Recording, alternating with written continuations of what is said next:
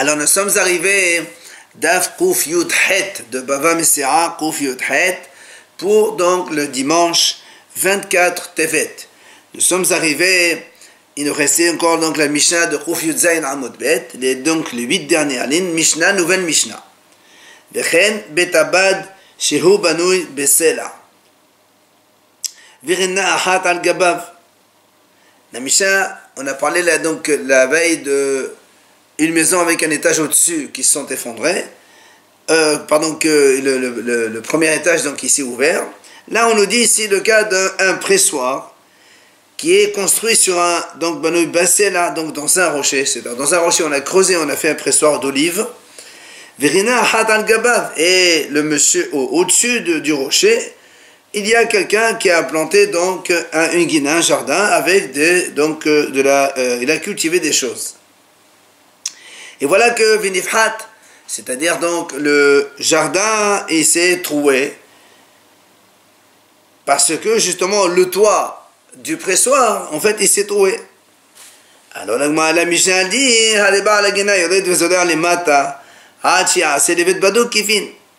il dit dans ces cas-là, vu que c'est la faute donc du monsieur du pressoir, alors le Baal Agina, le monsieur du jardin qui est au-dessus, il a le droit, comme il y a un trou, il va planter en bas, là où il y a le pressoir, jusqu'à ce que ce propriétaire, il bouche son pressoir pour que l'autre puisse donc planter des choses dans son terrain. Deuxième idée de la Mishnah, s'il y a un arbre ou un mur qui sont tombés dans la rue. Quelqu'un, il avait un arbre, par exemple, dans son jardin, ou un mur, donc une clôture qui n'était pas très, très solide. Ils sont tombés dans la rue. Et ils ont endommagé. Pas tôt, mais les chalets. La Mishnah a dit, il n'est pas tôt de payer. Pourquoi? C'est un cas de force majeure. Il ne peut pas imaginer que son mur il va tomber ou que son arbre il va tomber. Cependant, la Mishnah a dit,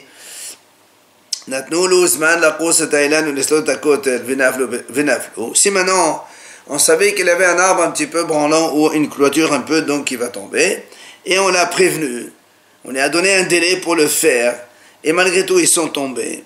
Alors Betorazman, s'ils sont tombés dans le délai encore, pas tout. Il est toujours donc dispensé de payer les dommages. Par contre, les harazeman, hayab. Si maintenant il est passé le délai que le tribunal lui a donné pour faire cela, pour détruire donc son mur qui était branlant ou pour donc couper l'arbre qui était donc vacillant, alors il doit payer les dommages. Troisième idée de la Mishnah, Mishaya Kotlo Samor Leginat Havero. Si quelqu'un il avait un mur donc qui était proche du jardin donc d'un terrain où il y avait des cultures de son prochain. Venafal. Et le mur, il est tombé dans le jardin de l'autre. Le propriétaire du jardin, il lui dit au monsieur, débarrasse-moi de tes pierres, ils sont dans mon jardin. Il vient, c'est le propriétaire du mur, il lui dit, prends-les toi, je te les laisse. Alors, le Mishnah dit, comment il s'appelle, le propriétaire du jardin, il n'est pas obligé de l'écouter. C'est le propriétaire du mur qui doit débarrasser ce mur. Si le propriétaire du jardin, il ne veut pas, il n'est pas obligé donc de les prendre. Mais si maintenant le propriétaire du jardin lui dit, d'accord, je prends. Après qu'il a débarrassé les pierres, Amalo, il est venu le propriétaire du mur qui s'est cassé. Et là, arrêtez voilà, qu'est-ce que tu as dépensé pour débarrasser les pierres, et moi je vais récupérer mes pierres. Là, on ne l'écoute pas, évidemment, le propriétaire des pierres, puisque l'autre, en les débarrassant, on les a déjà acquis. Dans le même ordre d'idée, si quelqu'un il a embauché un salarié pour cueillir de la paille, du foin, tout ça, il a fini de travailler, donne-moi mon salaire. Il vient, le propriétaire et l'employeur lui dit, ce que tu as fait, prends-les. Ce sera ton salaire. La paille et le foin que tu as cueilli, ce sera ton salaire. Non, la Mishnah dit, évidemment, le salarié et l'ouvrier n'est pas obligé de l'écouter. bien que normalement nous avons le principe que quand on veut payer, on paye de l'argent ou équivalent d'argent. Ici, c'est un salaire, et le salaire, il doit donc lui payer son salaire.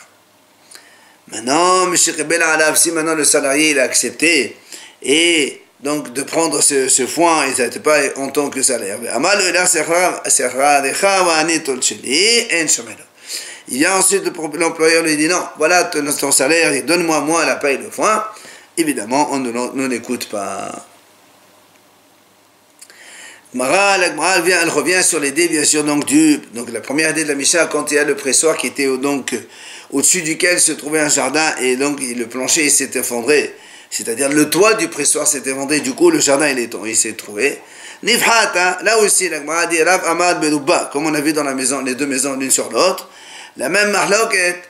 Rav il a dit, quand on a dit que le toit du pressoir s'est effondré, Berouba il s'est trouvé dans sa majorité. Shmuel Amad Be'alba. Shmuel a dit non, Be'alba Amod ça suffit déjà. Même s'il n'y a que 4 Amod qui sont donc ouverts, ça suffit. Alors, donc Rav a dit il faut que ce soit la majorité qui s'est ouverte. Parce que si c'est une petite superficie, un homme il peut planter une partie, la moitié en haut et la moitié en bas, c'est pas gênant. Je me dis non, il faut que 4 minimum déjà, il doit l'obliger de réparer, parce qu'un homme il ne peut pas planter la moitié en haut et la moitié en bas. Alors, vient l'Agmara nous dit, pourquoi alors on a besoin de cette discussion, la même entre Rav et Shmuel dans les deux sujets, la maison avec l'étage qui s'est ouverte, ou le pressoir avec ce jardin qui était au-dessus qui s'est ouvert. L'Agmara nous dit, on a besoin des deux. Pourquoi? Dit Shmuel dira, si on nous apprend le cas seulement de l'habitation, donc la maison avec le premier étage au-dessus, c'est là où Shmuel il a dit, déjà dans 4, s'il y a une ouverture de 4 seulement, l'autre il doit réparer, il ne peut pas faire moitié en haut, moitié en bas. Pourquoi? Parce que les gens, ils n'ont pas l'habitude d'habiter une partie au-dessus et une partie en bas. Mais pour semer, planter des choses, de la culture, les gens ils ont l'habitude de faire un peu au-dessus, un peu en bas, c'est pas un problème. J'aurais dit, j'aurais dit que Shmuel serait d'accord avec Rav dans ce cas-là. C'est pour ça qu'on nous a enseigné le cas de ici aussi dans la Mishnah. Maintenant, ici on enseigne le cas du puits avec la plantation au-dessus. J'aurais dit, c'est là où Rav il a dit, il faut que la majorité, Berouba dans la majorité que c'est effondré quand on fait ce que la Mishnah a dit, et que le monsieur il doit réparer. Aval Beha, mais dans le cas de la maison, j'aurais dit que peut-être Modil et Shmuel, il est d'accord avec Shmuel, parce qu'un homme il ne peut pas habiter une partie en haut, une partie en bas, et donc Rav aussi il dirait Alba. C'est pour ça qu'on t'a enseigné aussi ce cas ici. Natnou le Osman, on a dit dans la Mishnah, si le Beddin il donne un délai. La Mishnah, la Gemara nous explique, c'est quoi Vechamazman Beddin? C'est combien le délai du Beddin?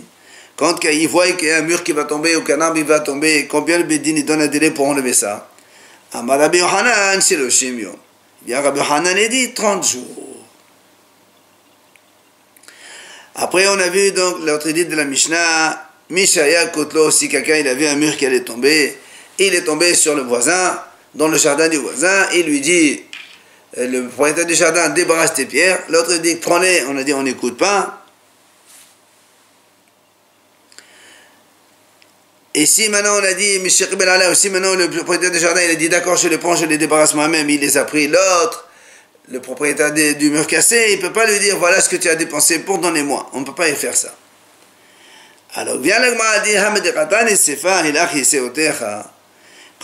elle a dit si le monsieur il a déjà débarrassé, il dit voilà ce que tu as dépensé, redonne-moi mes pierres, mais klal c'est parce que le monsieur les a déjà débarrassés. Alors la Gemara dit Tama defanenu. La raison pourquoi on ne l'écoute pas, parce qu'il les a déjà débarrassés, donc il les a déjà acquis. Mais s'il ne les a pas débarrassés, il ne peut pas les avoir, les acquérir lui-même. Mais tournez les sadés, on a dit pourtant ils sont dans son terrain. S'ils sont dans son terrain, pourquoi il ne peut pas les acquérir quand l'autre lui a dit déjà prends-les? Même s'il ne les a pas encore débarrassés. Pourtant, nous, on a un principe. Rabbi Yossi dit, la cour d'un homme, elle lui acquiert même sans sa connaissance. Ben là aussi, puisqu'ils sont déjà chez lui, les pierres sont dans son jardin, il doit lui acquérir ces pierres, même s'il ne les a pas encore débarrassées, dans la mesure où l'autre il a dit tu peux les prendre.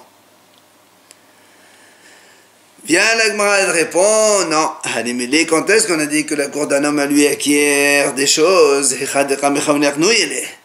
C'est quand l'autre, il veut vraiment lui acquérir, alors on dit que la maison lui acquiert, même sans sa connaissance.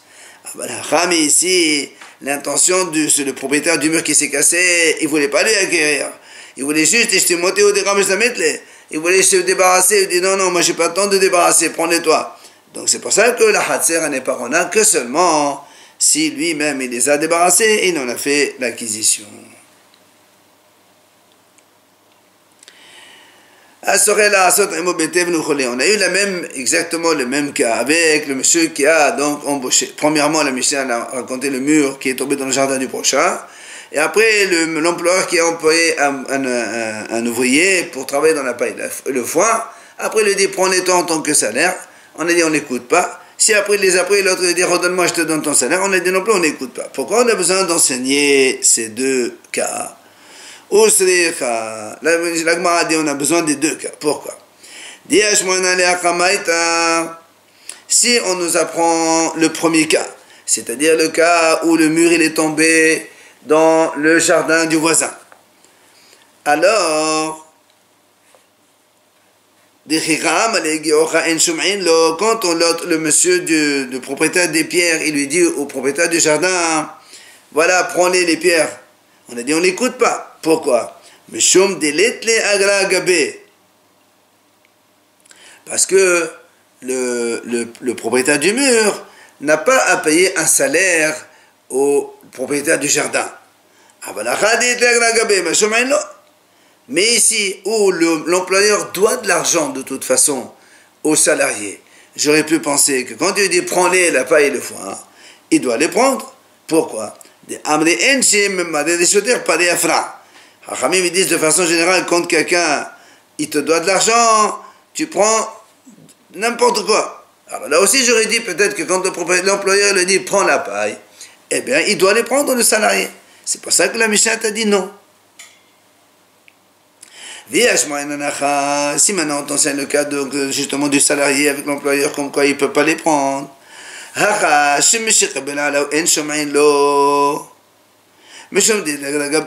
Ici, j'aurais dit, dès que l'ouvrier, il a accepté de prendre la paille le foin en tant que salaire, après l'autre, il veut les récupérer, on dit, on n'écoute pas pourquoi, parce que monsieur Gabé, c'est normal, il lui doit un salaire. Alors l'autre, il n'est pas obligé de restituer ce qu'il a pris. Mais dans le cas du mur qui est tombé dans le jardin, et quand le monsieur lui a dit, prends-les-toi, et il les a pris, après il dit, viens, je te paye, et tu me redonnes mes pierres. J'aurais pu penser qu'il doit les rendre, puisque de toute façon, il ne lui doit pas un salaire. C'est pour ça que la Gemara a dit, on a besoin que la Mishnah nous cite les deux cas. Bien, maintenant, la Gemara, elle discute. On a dit dans la Mishnah que le monsieur qui embauche un ouvrier pour travailler dans la paille et le foin pour cueillir tout ça, il ramasse et après il lui dit prends-les en tant que salaire. On ne l'écoute pas. La Gemara dit pourtant, il y a une braïta qui dit on écoute. Alors c'est contradictoire. Comment la Mishnah a dit on n'écoute pas et la braïta dit on écoute? Amar Rav Nachman, la Kasha, Rav Nachman, il répond, il dit c'est pas une question. Pourquoi? Kan beshelo, kan beshel havero. C'est-à-dire dans le cas où dans la Mishnah on dit on n'écoute pas parce qu'en fait l'ouvrier il a travaillé dans le terrain du Baal Habayit. C'est-à-dire, puisqu'il est venu travailler dans le terrain du Baal Habayit, il a ramassé la paille et le foin, alors, dans ces cas-là, on ne l'écoute pas parce que le propriétaire, il doit lui payer un salaire. Mais dans le cas de la Braïta, on dit, on écoute quand il lui dit, prends la paille en tant que salaire, c'est parce que l'employeur qui a embauché l'ouvrier, il lui a dit va travailler dans un terrain, mais en fait il n'est pas le sien, c'est un terrain d'un autre.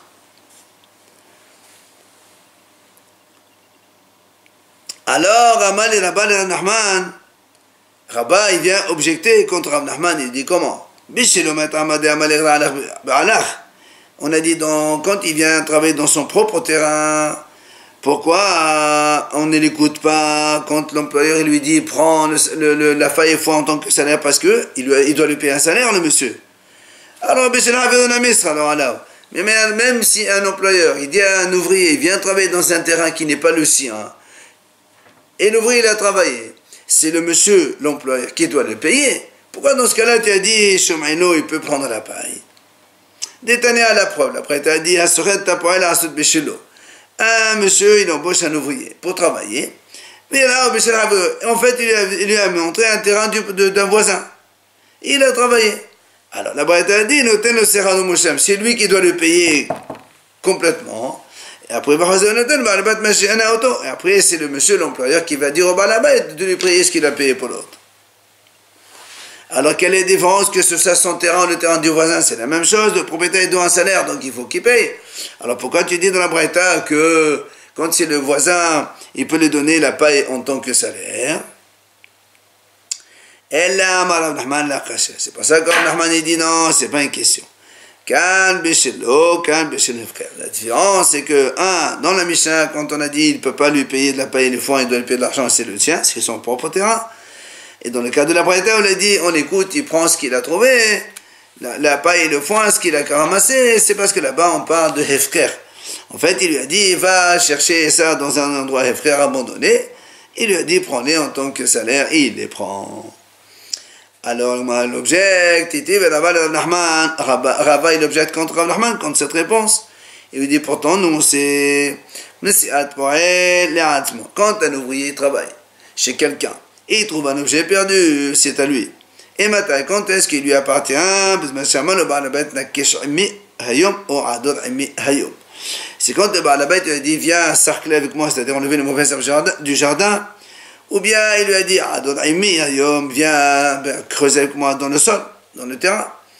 Ah ben c'est là où si entre-temps l'ouvrier trouve un objet, c'est à lui. Mais si l'employeur il a dit à l'ouvrier, viens travailler avec moi aujourd'hui, toute la journée tu as travaillé à mon service, c'est-à-dire pour toutes les tâches, mais c'est à toi les Baal Habait.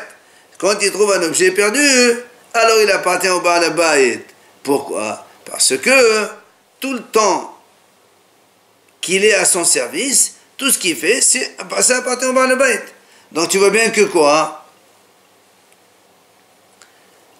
Tout ce que l'ouvrier trouve, il appartient au Baal Habait.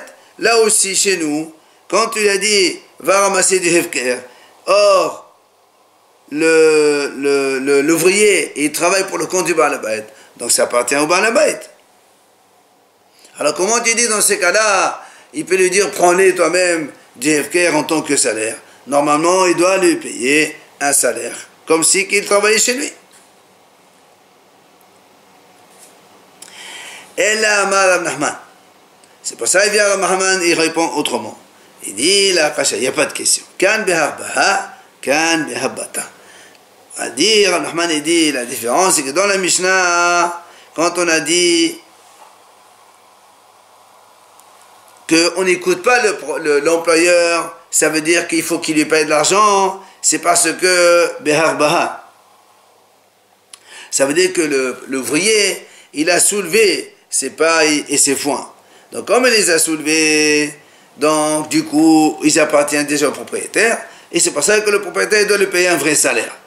Alors la Braïta qui a dit qu'il peut lui payer avec ce foin et cette paille, Behabata seulement, ça veut dire quoi Behabata? En regardant.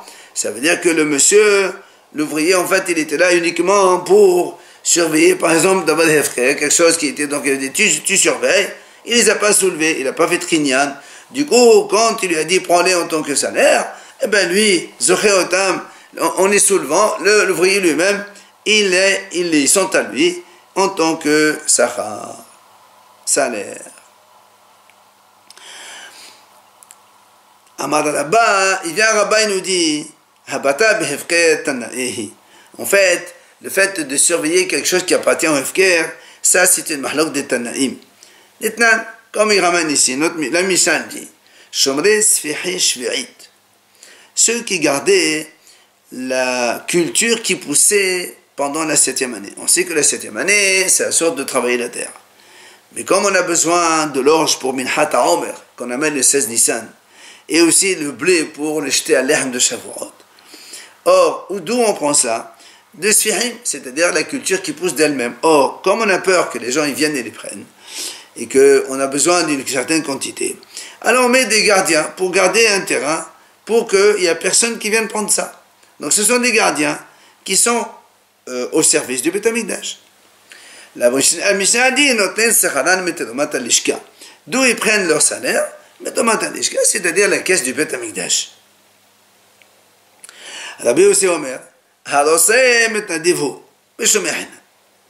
aussi dit non, celui qui veut, il peut être mitnadif, il dit moi je garde gratuitement, et bien Shomer Hinam, il a le statut de Shomer Hinam.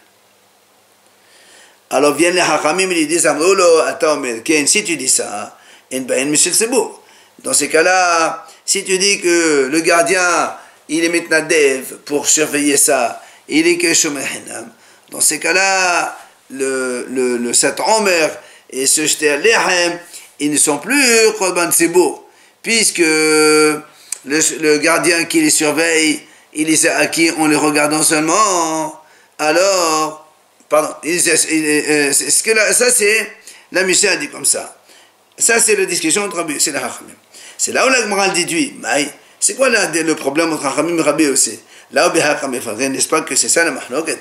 Dès que les Hachamim pensent, le fait de surveiller, donc ce hefker-là, celui qui les surveille, les kanéotam, il les acquiert, ils sont à lui. Et donc, c'est pour ça que Haramim dit qu'il faut le payer. Si on lui paye son salaire, du coup, donc du Beth Amikdash, du coup, ça appartient au Beth Amikdash, et on peut l'amener en tant que korban. Mais là, mais si on ne le paye pas, là, parce que ça devient, cela lui appartient, puisqu'il les a acquis en les regardant. Ça, c'est Haramim. Rabbi aussi il pense, c'est pour ça que Rabbi aussi dit non, il peut, le monsieur il peut se proposer gratuitement pour surveiller ça, hein, parce qu'en les surveillant, il n'acquiert pas du tout la culture, donc c'est cette orge ou ce blé-là. Mais après, et après quand les haramim, les bédines, ils vont cueillir tout ça, hein, c'est là où ils en font l'acquisition, et c'est tout. Donc, n'est-ce pas que c'est ça la mahlok d'entre Rabbi Yossi et la Hachamim?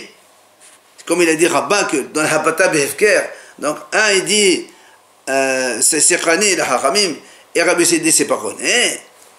Alors là m'a dit, alors comment tu expliques la réponse que les Hachamim ont fait à Rabbi Yossi? Il lui dit si tu dis ça, ils ne sont pas du Tzibour. Il dit Hachamim ils disent comme ça, mais déballe toi Rabbi Yossi que tu dis que la batala kané.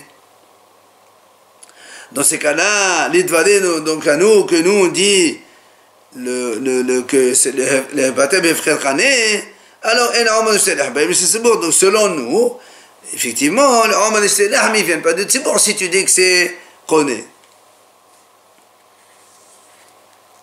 Puisque toi, Rabbi Yossi, tu dis qu'il a le statut de Shomer Hinam, et nous on dit qu'il est koné, alors dans ces cas-là, il n'est pas monsieur le Tzibour. Donc tu vois bien que c'est Mahlouk de Tanaïm. Amar Rava, là, Rava il dit non, je peux te dire, c'est pas une Mahlouk de Tanaïm, c'est Habata Behefker. Tout le monde pense que le fait de regarder, donc surveiller des Hefker, c'est acquiert, ils sont à lui. Alors c'est quoi la Mahlouk? Pourquoi Hachamim ils disent, on le paye de la caisse du Beth Amikdash, et Rabbi dit, il peut être Shomer Hinam, gratuitement. Il dit, en fait, ici, la mahnouk de Haramim Rabbi aussi, peut-être que ce monsieur qui est en train de surveiller ce blé ou cette orge, il ne donne pas de bon cœur au Beth Amikdash. Haramim dit, c'est pour ça qu'on le paye, parce que justement, si on ne le paye pas, on craint qu'il ne lui donne pas de bon cœur, et donc c'est comme si c'était à lui, et c'est pas donc un korban Tzibour, c'est un korban Yahid, et ça ne marche pas. Mais Rabbi Yossi ça va, là, Rabbi Yossi dit non, pas du tout, on ne craint pas ça. Lui, il a le statut de Shomel Hinam, et il garde des choses gratuitement, et quand il les donne vraiment de bon cœur. Ah, la Gemara dit, Ouma Taomer. Et qu'est-ce que c'est que le Hachamim, il a répliqué qu'ils ont fait le Hachamim Rabbi Yossi. Il dit, Achi Kamne, voilà comment ils disent Hachamim Rabbi Yossi. Mais débader à toi qui a dit qu'il est Shomel Hinam. Alors dans ces cas-là, les Dvarim, nous, quand on dit qu'on craint peut-être qu'il ne donne pas de bon cœur au Hachamim, dans ces cas-là, ils peuvent ne pas venir de Tzibour, ils sont que Choban Yahid et ça ne marche pas. Et il y a une autre version qui dit en vérité, ceux qui gardent les Hefker, ils n'acquièrent pas ça en les regardant, en les surveillant seulement. Alors c'est quoi la mahlok dont Rabbi Yossi le Hachamim? Ici on craint les Baal Ezraot, c'est-à-dire les gens qui sont Baal Ezraot, ça veut dire que ils sont des gens insolents qui viennent prendre les choses par force. C'est des hommes puissants, violents. Alors, c'est quoi la mahlok? C'est la mahlok. Tanakama Sabat.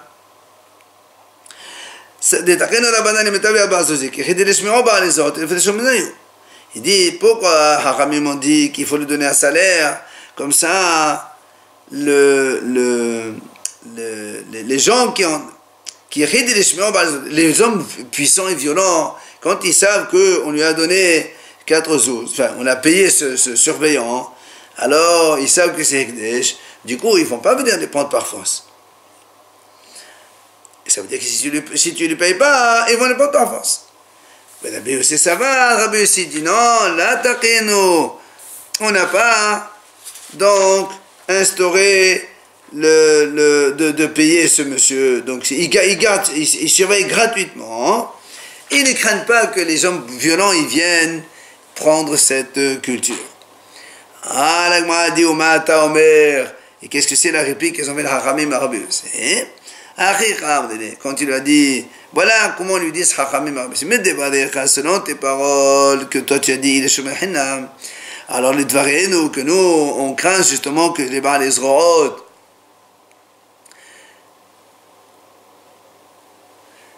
donc on craint donc toi tu as dit Rabbi Yossi qu'il est Shomel Hinam. Alors dans ces cas-là, selon notre parole à nous, que quoi nous on a dit que le Hachamim lui donne 4 zouz. Si maintenant il ne les prend pas ce monsieur, alors Michel Sebourg, ça veut dire quoi? Ça veut dire que si le monsieur il ne veut pas prendre des 4 zouz, on ne le paye pas, il ne veut pas les prendre, alors qu'est-ce qui se passe? Il y a 4 zouz dans la caisse du Beit Amikdash qui reviennent à ce monsieur. Or, c'est comme si que dans la caisse du Beit Amikdash qui est une caisse publique, il y a 4 zouzim qui appartiennent à un privé. Et comment après qu'on achète avec cet argent-là des médines et des moussafines, des korban tamid et des moussaf qui sont pour le tzibour, et ça ne marche pas parce qu'imagine que ces pièces-là, ce sont les pièces qui appartiennent au Yahid, alors ça va fausser tout. C'est pour ça que Hachamim disent c'est on doit le payer. Vechen kiata navin. On m'a dit, même quand il est venu Rabbi Yochanan, il a dit au nom de Rabbi Yochanan, Hoshishin le Baal Ezraot. On craint Hikabina. La mahlok entre Rabbi Yossi et le Hachamim, c'est est-ce qu'on craint justement les hommes violents, oui ou non, comme on vient de l'expliquer maintenant. Nouvelle Mishnah, Matitin. Hamosi Zebel Shut Rabbim. Si quelqu'un, il fait sortir donc le fumier de ces animaux dans leur Shut Rabbim, c'est-à-dire dehors, pour les amener quelque part dans son terrain, bien sûr. Alors la Mishnah dit Hamosi, Mosi, Mezabel, Mezabel. C'est-à-dire celui qui fait sortir, il fait sortir, et immédiatement, il doit le prendre pour l'amener dans son terrain. Il ne peut pas le laisser comme ça dans le Shut Rabbim. Deuxième idée de la Mishnah, En shorin tit b'Shut Rabbim. On n'a pas le droit de mouiller l'argile dans leur Shut Rabbim. Parce que quand on fait ça, on le laisse longtemps, et évidemment, ça dérange les passants dans le domaine public. Mais En lovnim levenim. On n'a pas le droit non plus de fabriquer des briques. Parce que là aussi, quand on les fabrique, on les laisse sécher là-bas, et quand on les laisse sécher, ça reste longtemps, et ça peut, bien sûr, donc déranger les passants. Aval, govlin tet beshut harabim. La Mishnah a dit, mais par contre, on a le droit de mouiller, de malaxer le titre, l'argile, parce que ça va être pour un usage immédiat. Pour cela, on permet, c'est pas grave.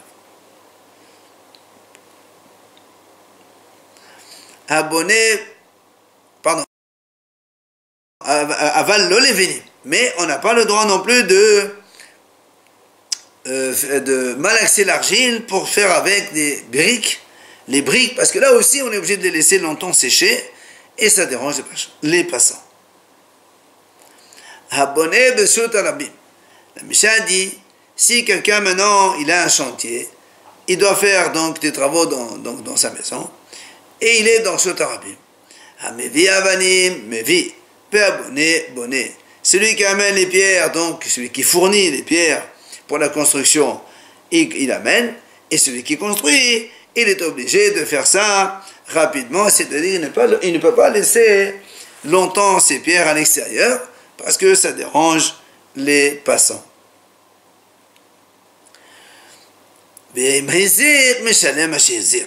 Ici maintenant, à cause de ça, il y a eu un dommage pour les passants.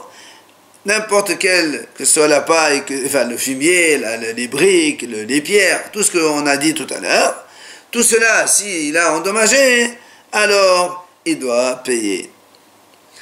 Rabban Shimon ben Gamliel omer af metaken hut melachto lifnei 30 yom. Eh bien, Rabban Shimon ben Gamliel dit, non seulement qu'il a le droit de faire ce que le Tanakama il a dit on n'a pas le droit de faire, il a le droit de faire, mais lui il dit il a le droit de préparer ça déjà pendant 30 jours avant qu'il commence la construction, et il laisse là-bas. Ça veut dire que s'il y a le moindre problème, il n'est pas hayab ben nizakin. Il a quand même un délai de 30 jours où il peut laisser ça avant de commencer sa construction.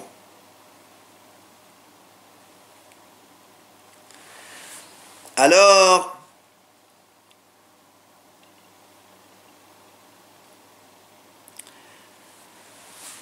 la Gemara dit, est-ce qu'on va dire que notre Mishnah elle n'est pas comme Rabbi Yehuda? Pourquoi? Netanya, la Braïta dit comme ça. Rabbi Yehuda, mais Bishat Osat Zvalim, Adam Mosri Sivlo Rashot Arabim, Wisovro Koshim Yom, Kidishin, Shubatan Adam Rabema, Sha'al Minet, Kinen Hayushat Israël, l'Israël et Taharas. Rabbi Yehuda dit comme ça, quand on a le besoin de sortir le fumier dans la rue, un homme il a le droit de le faire, et il le ramasse tous les 30 jours, ça veut dire il le laisse là-bas, que les gens, comme les gens ils marchent dessus, les animaux aussi, et tous les 30 jours il le ramasse, il continue jusqu'à ce que ça fabrique du fumier. Donc on a bien le droit de faire ça, oui, parce qu'il dit Rabbi Yehuda, c'est dans ces conditions qu'Yehoshua il a fait hériter la terre d'Israël au Bnei Israël. Donc tu vois bien qu'on a le droit de faire tout ça. Comment la Mishnah a dit, celui qui fait sortir le fumier, il doit le faire sortir tout de suite et le ramener tout de suite dans son terrain. Hein? Ah, la Gemara dit, Afilotem à Rabbi Yehuda, modèle Rabbi Yehuda shemezech hayav leshalem. La Gemara dit, même si tu dis que l'auteur c'est Rabbi Yehuda, je peux te répondre, même dans notre Mishnah, c'est Rabbi Yehuda. Seulement, Rabbi Yehuda il est d'accord que s'il a fait des dommages, il doit payer comme dans notre Mishnah. Alors vient la Gemara poser une question, mais attends, pourtant nous avons vu dans une Mishnah, nous